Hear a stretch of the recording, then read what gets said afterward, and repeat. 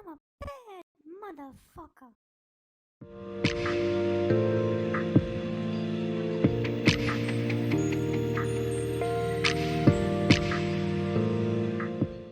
So, back on a more serious note, Michael Schellenberger in particular has really been raising the alarm about how different countries in different ways are imposing, as we just saw in Scotland, draconian hate speech laws.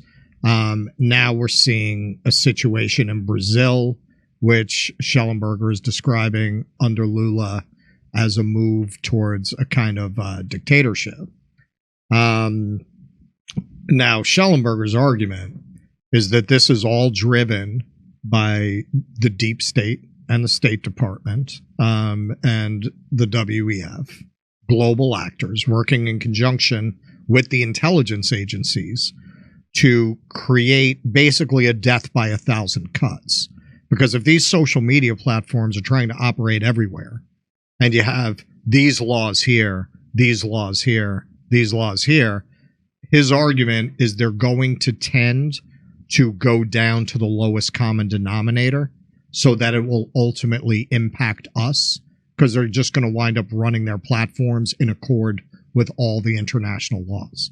And right. That is a way of getting around our First Amendment. He's arguing this is all a backdoor attempt to end our First Amendment rights on social media. So X challenges Brazil's forced order to block certain accounts. We thought the American Twitter files were bad. Well, some of us did. X Corp, formerly Twitter, has been forced by court decisions to block certain popular accounts in Brazil and is prohibited from giving details of the order, the company said on Saturday. X owner Elon Musk said in a post on the platform that this order could lead to a total loss of revenue and shutdown of the offices in Brazil, promising that he would legally challenge it where possible.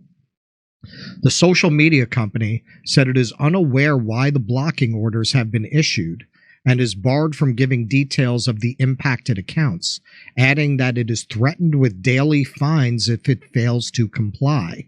Quote, "This judge has applied massive fines, threatened to arrest our employees, and cut off access to X in Brazil," Musk said when referring to a user's post on Supreme Court Justice Alexandre de Moraes' free speech crackdown.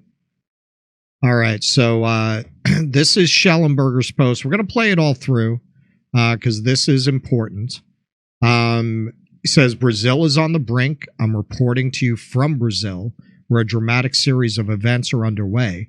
At 5:52 p.m. Eastern Time today, April 6, 2024, so this is 2 days ago, X Corporation, formerly known as Twitter, announced that a Brazilian court had forced it to block certain popular accounts in Brazil.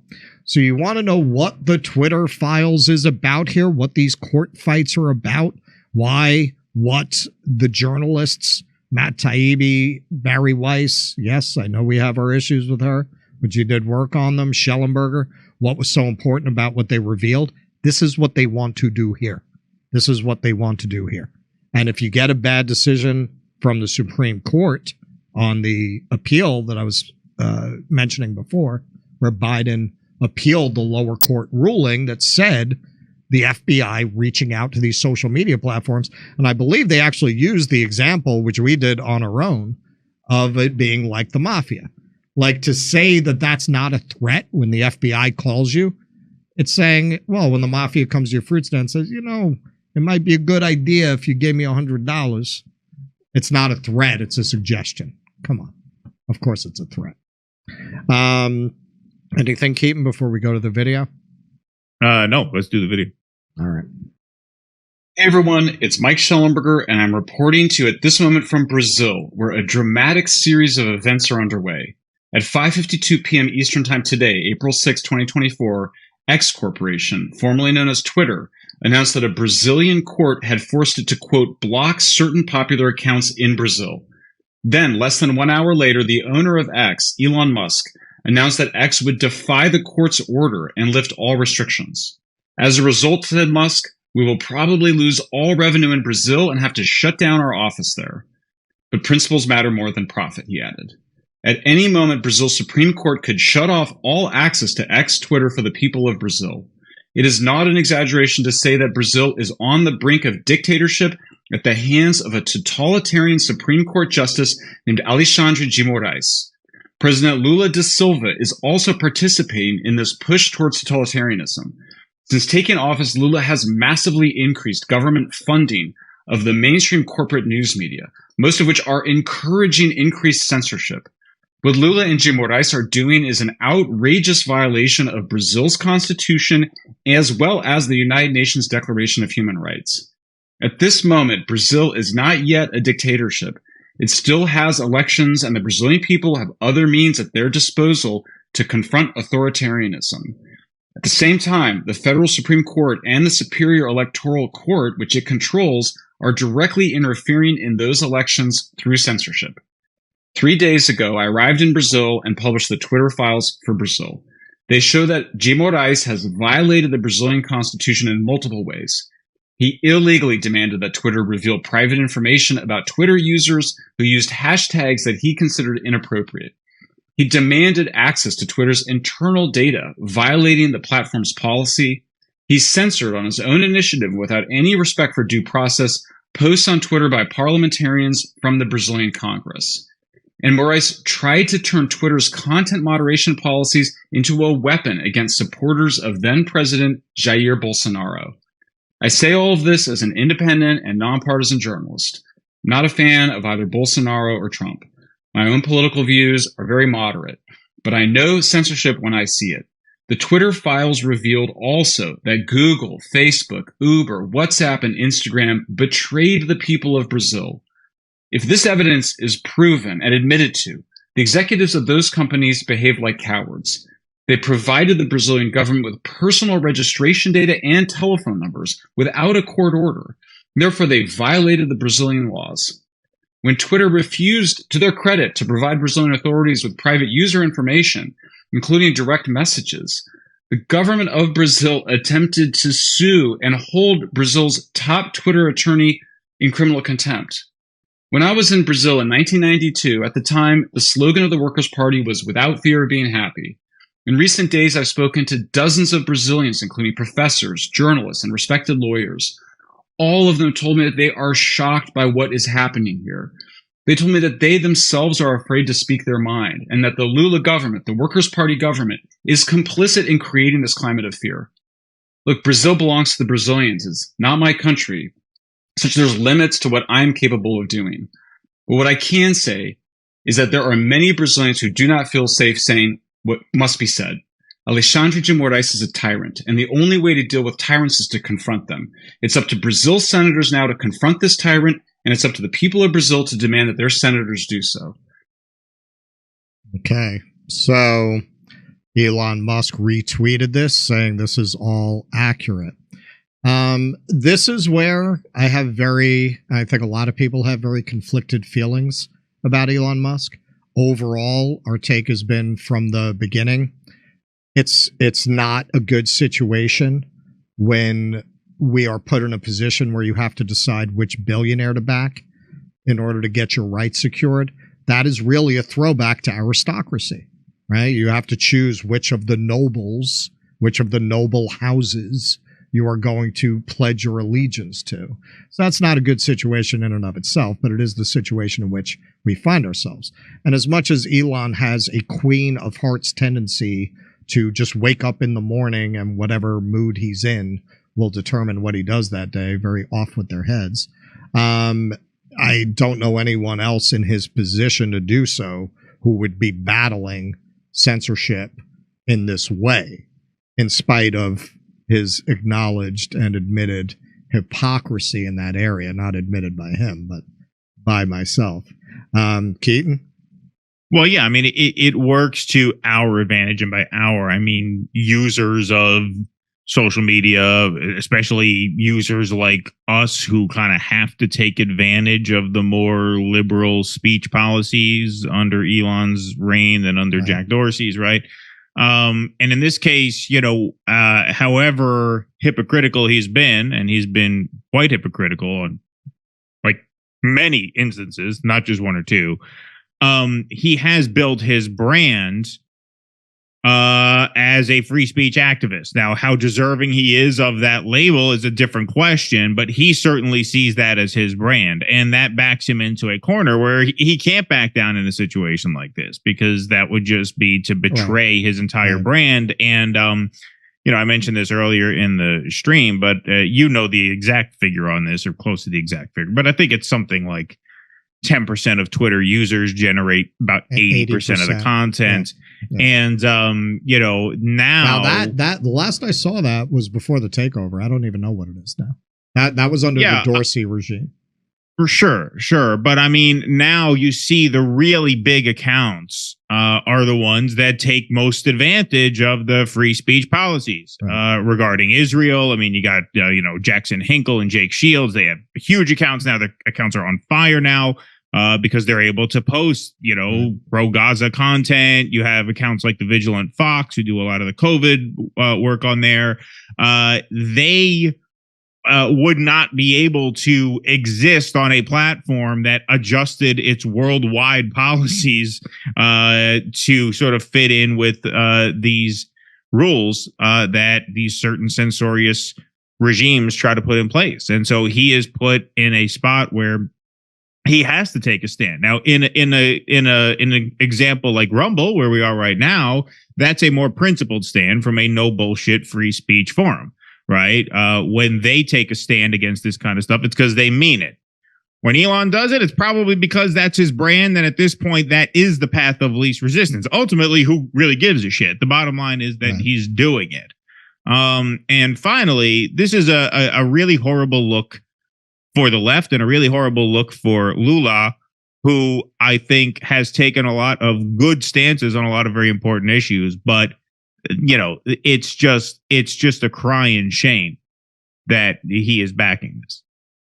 Well, that this reminded me immediately of my, you know, we're going to do a little bit of Canada today, ironically. You know, I've had a Canada piece that I haven't been able to finish because I've been too busy, an article about how in a lot of respects, Canada is shaping up as this very Aldous Huxley vision of a liberal dystopia. And that's what I thought of as soon as I saw this story. There is an authoritarian strain of leftism and liberalism, and increasingly that is the dominant strain. We're seeing it in this country with, you know, this is the perfect week to have Taibbi on with this breaking. We'll certainly talk to him about this on Wednesday. I mean, I think anyone who's been involved in the censorship issue and the free speech issue understands exactly what he's talking about when he says he considers the Democrats a greater threat. Going back to what RFK was saying in the earlier segment in his CNN interview, that all rights are predicated on the First Amendment. When you don't have the First Amendment, all other rights are moot. If you can't debate, if you can't speak, if certain subjects are verboten, then how do you even have a democratic process? So this is really the battle of our times. I've said many times, and you know, it's not that I you know care one way or the other, but except as an intellectual exercise, I've said for a long time that I feel Tesla is not going to sustain its position in the market, and that's happening now. And I must say, I don't feel that's a good thing under the circumstances. I think Tesla is what allows all of that money that comes in from Tesla. It's what allows Elon to do things like this. Tesla loses 50% of its value. Is he going to be able to continue to run Twitter at a loss and pick these kinds of fights, particularly as he's really going to need government contracts to come in? I don't know. Like, I think Tesla's going down. I don't really think that's a good thing. It's going to weaken him greatly, maybe mortally. Keaton? No, I think that's a wrap on that one. Okay. To you, Misha.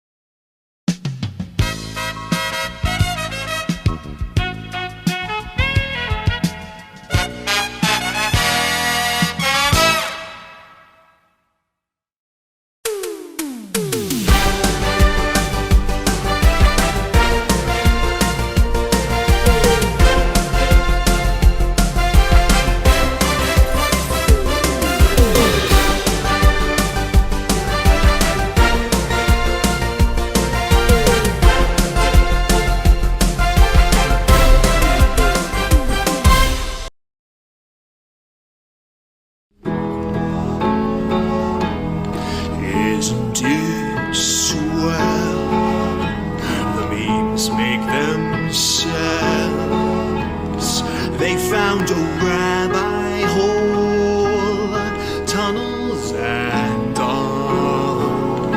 There's Jews in the walls. Isn't it bliss? The rabbinical bris, soiling the mattresses. Well, let me tell you. Shut it down.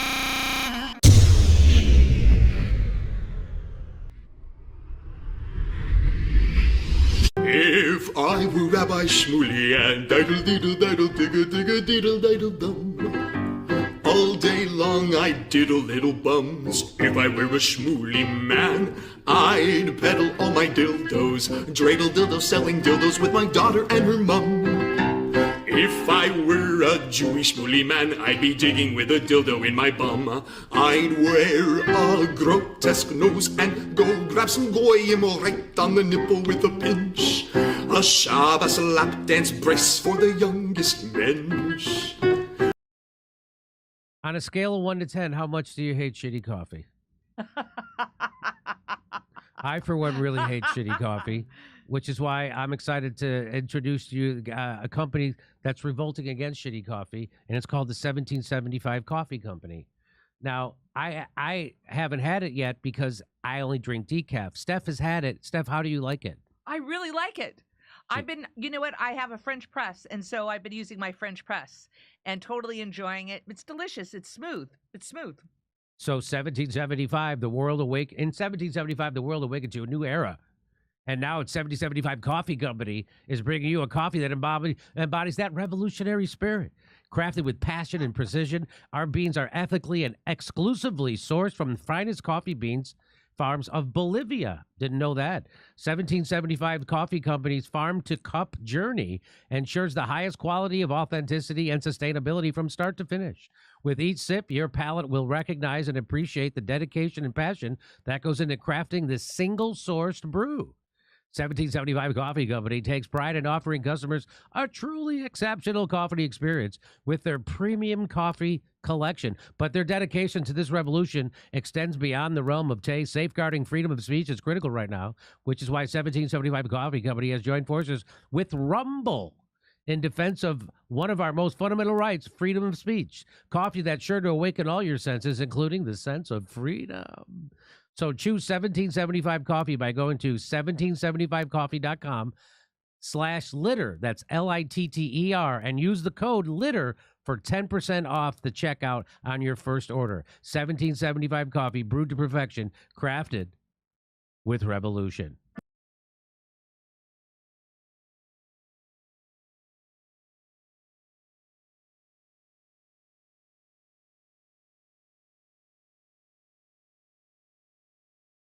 Hey, thanks for checking out our YouTube channel. Subscribe by clicking on that button down there for more AM Joy and the rest of MSNBC. And click on any of the videos right here to watch the latest interviews and highlights. And you can get more videos from MSNBC for free every day with our newsletters. Just visit